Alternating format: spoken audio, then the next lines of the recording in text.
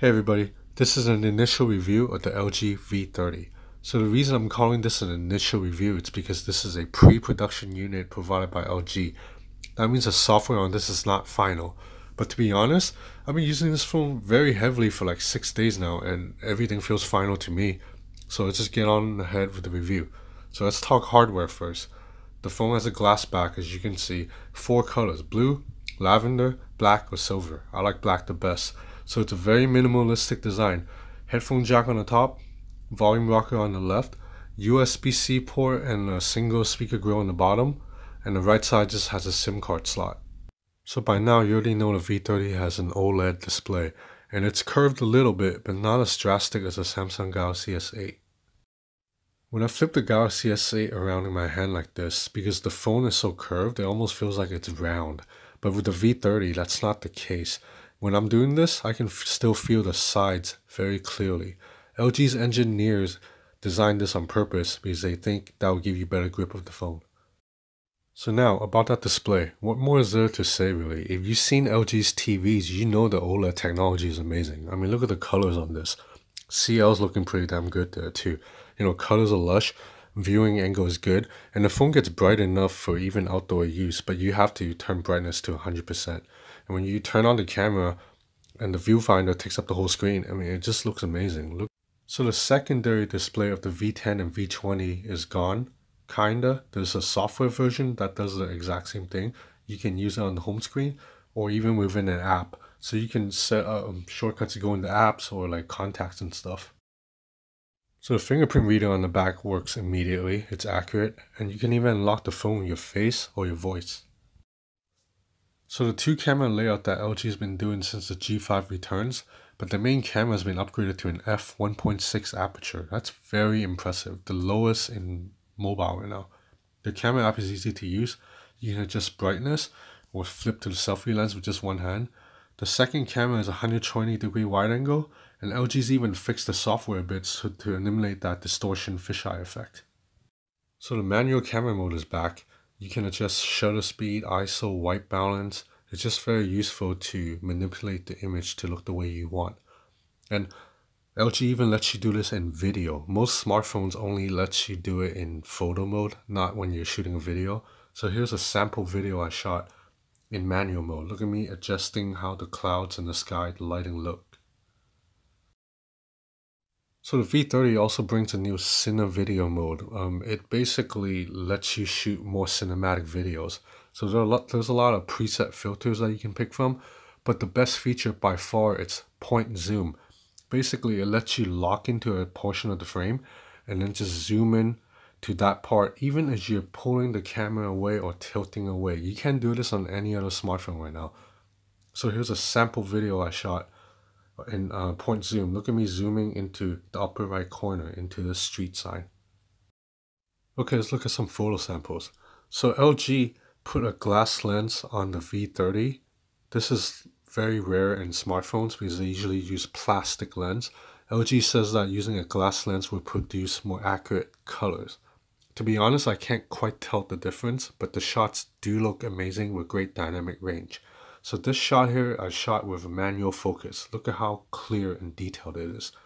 So low light photography, the V30 excels obviously with that f1.6 aperture. So all these photos were shot in Amsterdam or Berlin. You know, perfect place to test a new camera, right? The sunset here looks amazing. The colors are completely insane. Now let's look at the difference between a normal shot and a wide angle shot. So as mentioned earlier, LG's fixed that software, so now the wide angle shot looks a lot more natural instead of that distorted fisheye look. So this is another normal shot, and now this is another wide angle. You get a lot more in the frame, right? So here's like one more photo sample. Now I'm going to move on to video samples.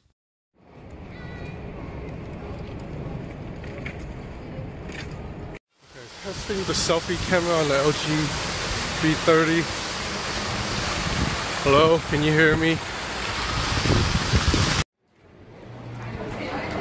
I was recording in 4K right now, 4K resolution.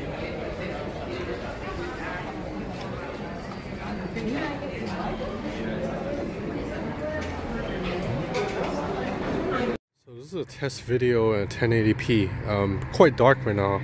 It's 9 p.m. in Amsterdam.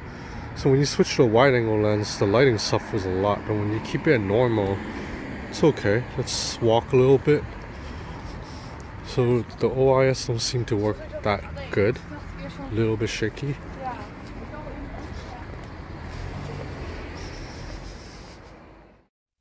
So LG's packed a lot of features into the V30. So the always on display still has shortcuts that you can swipe and turn on flashlight and all of that. And LG's packed 4 hi-fi DACs into the V30. So this is an audiophile device.